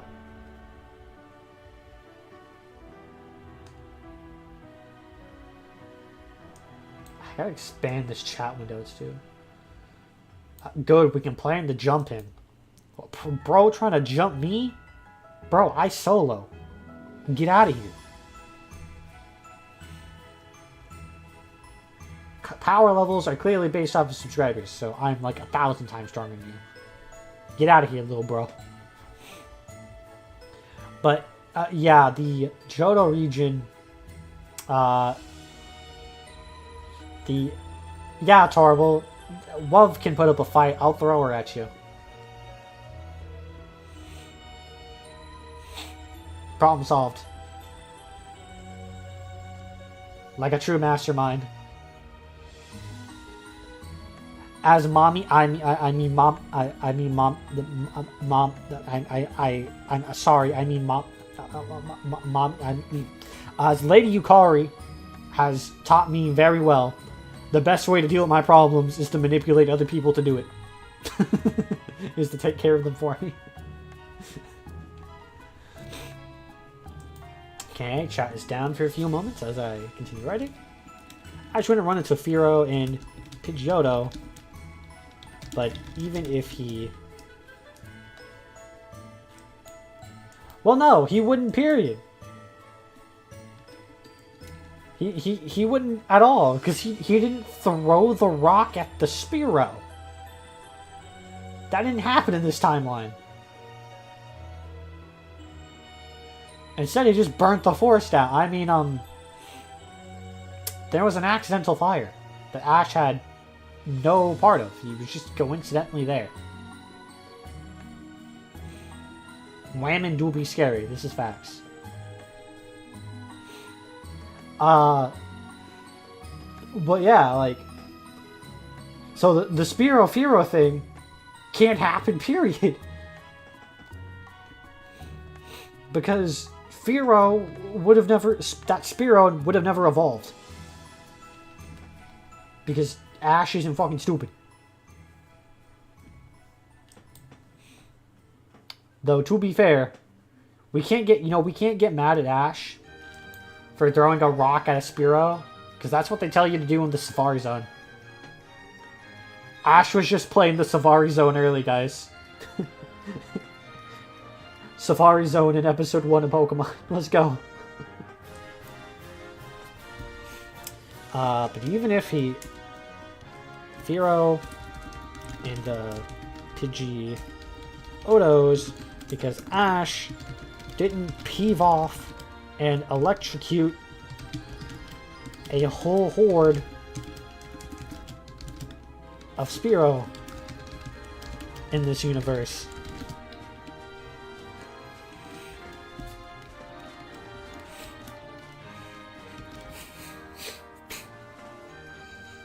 Well, I think my cat just made a stinky.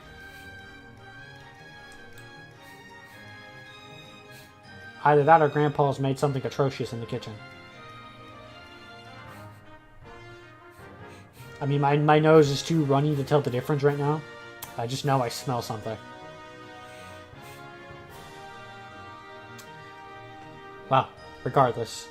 Ash and Gary might throw down.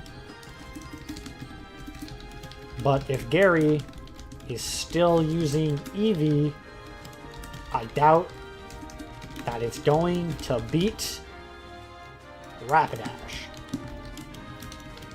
And of course, just like in canon, Ash would receive the GS ball and leave to give it some Professor Ivy.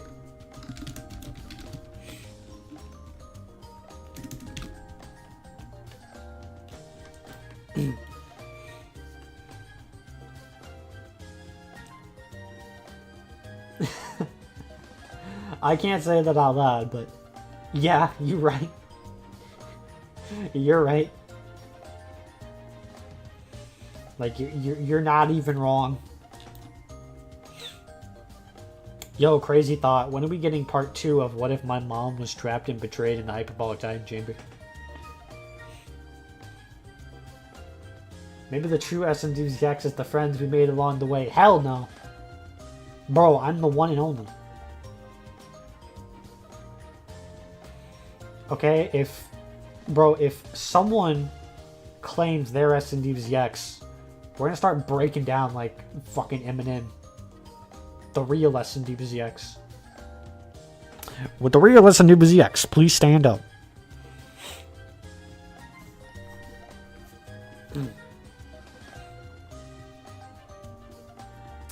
The love in... I don't know about that one.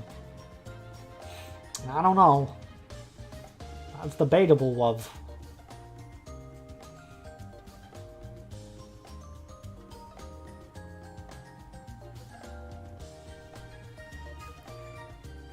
Look, I have scoliosis. It doesn't mean I can't throw hands, bro. It's not so bad that I can't walk around straight. I'm just in constant pain. You get used to it, honestly.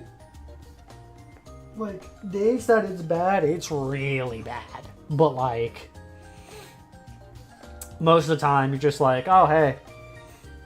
There's that pain in my back again. That's pretty neat. Nah, she's lying. I beat my wife quite easily.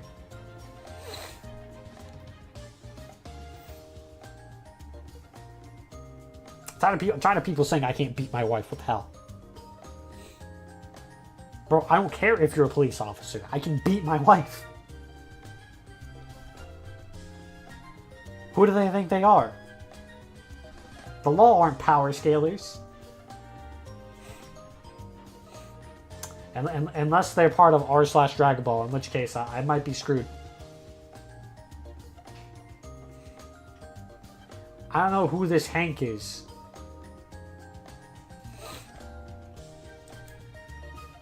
I don't watch TV, so. Unlike Love, who watches weird, like, 70s shows about creepy little girls. Kind of crazy. And And outro time. Unfortunately, that's all we have for now. While I would love to make this more interesting, there really isn't a way to do so. I mean, sure, we can cover all the battles in great detail, but this really would, that would just delay the what if another part. And this isn't a fan fiction on my Wattpad. Ugh, my nose. I wish my nose wasn't so nosy. This isn't my Wattpad.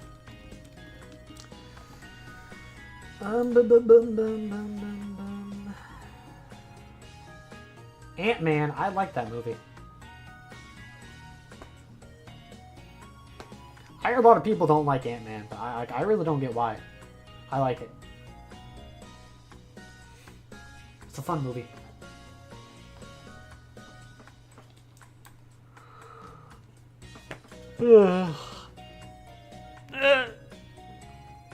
My back.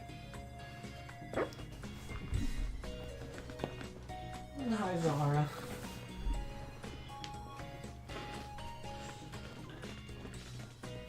No, won't pop the other side? Okay. Fuck you then. Pictures you sent me. Okay, hold on. You know, love, I would love to see those pictures. Unfortunately, Discord discorded. So, I cannot. Sorry. Wait a second. I don't have a Purple Heart Neptune in my DMs. Imposter. Someone's playing Among Us. I'm voting Tarble. I think he's pretty sus. He was definitely in electrical too long. What else do I add to my outro? Thank you all for watching, and hopefully we don't get a season 2 from your guys' views and likes. See you next time. Bye-bye. There we go. That's it. That's the very short final part of Competent Ash I wrote on stream.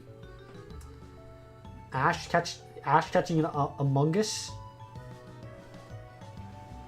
I could totally. You know what? I don't think Ash would catch an Among Us. An Among Us. Like. Ah! Fuck you, chat. Not you guys, the chat box. It's being annoying. Except for you, Love. But, yeah, like, I don't know. That seems like... Then again, Ash has repeatedly tried to catch a Dunsparce. So, I don't know. Maybe Ash's taste in Pokemon is just really freaking random. Who knows? Ugh, I am a little sleepy. And hungry. Sleepy and hungry. I need my munchies. Honestly, be real with you. I really don't feel like recording all this. That sounds like a pain in the ass. Do I need spoils? No. The only spoils I need are the spoils of war of my enemies. First we'll beat them to the ground, and then we'll tax them to oblivion. From this point forward, we're taxing their milk by 10%.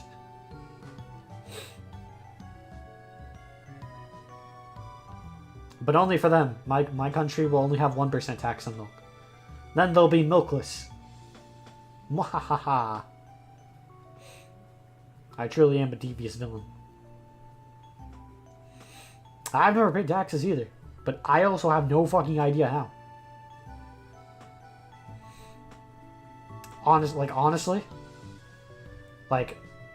fucking the IRS are gonna come to my door once I get my own place, ask me why I haven't paid my taxes, and my genuine answer will be, I have no idea how. Hop over there on the Discord. Do we have anything else we got to do? Or anything else we got to stream on this channel?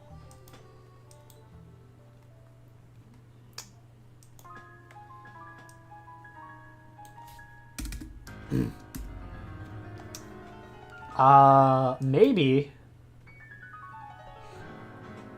On this channel specifically, if I do end up making my own Pokemon D&D like book/rule set, I will be streaming that over here. So, kind of. Aside from that, no. We have nothing else to stream over here. Let's see.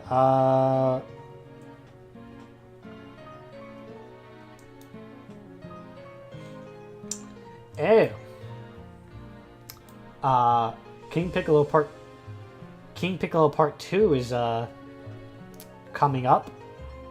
I'll have to work hard to get that out in time because I'm gonna be at Dad's this weekend. Competent Dash 6, just finished that, gotta record it. My Goku is a bad father, Chi-Chi is worse video, that's gonna trigger some people. Honestly, you know what, that's gonna trigger people, and I'm going to laugh at them. I'm gonna laugh at how triggered they are. Because it is my genuine opinion. It is my genuine opinion that Goku might be a bad father, but honestly, Chi-Chi is the worst parent.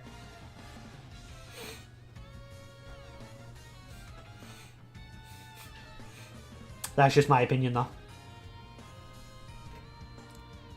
But then again, like, my opinions, like, my Dragon Ball, like, most of my Dragon Ball videos that aren't what-ifs have been pretty, pretty spot on.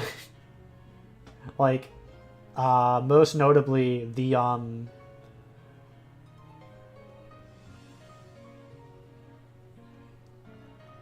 like, the villains aren't Goku's fault video.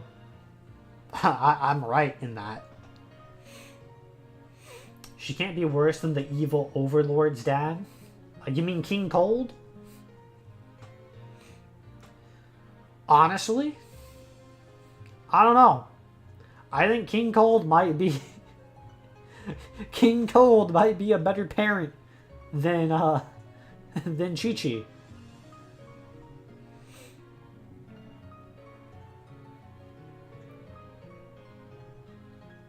Oh. I mean, it really depends how you look at it. Because my main point for Chi-Chi being a worse father than Goku is that she's a hypocrite. That's kind of my main point. I would tax the British, but I like tea. In fact, I have an addiction. There's a reason I'm not allowed to make tea often. That gallon I make will be gone by the end of the day. And then I'll probably make another gallon. Chi-Chi's yup, turns out she's a trap. Dragon Ball facts you didn't know. Chi-Chi's a trap. It's a trap. I do say I do be a professional Brit every now and then, yes. I do enjoy myself a good cup of tea. A good cup of tea and a biscuit. Anyone want a cup of tea and biscuit? The only problem with my British accent is that it mixes in with my Australian accent. Yeah. Bloody hell, crikey! Crikey, that's a biscuit. You can see those Rurus. They're professional UAC boxers, I tell you. I mean, let's be honest. Australians are just British people who went further down the skill tree. Let's be real. That's what happened. They're just Australians are just British people who are in the outback.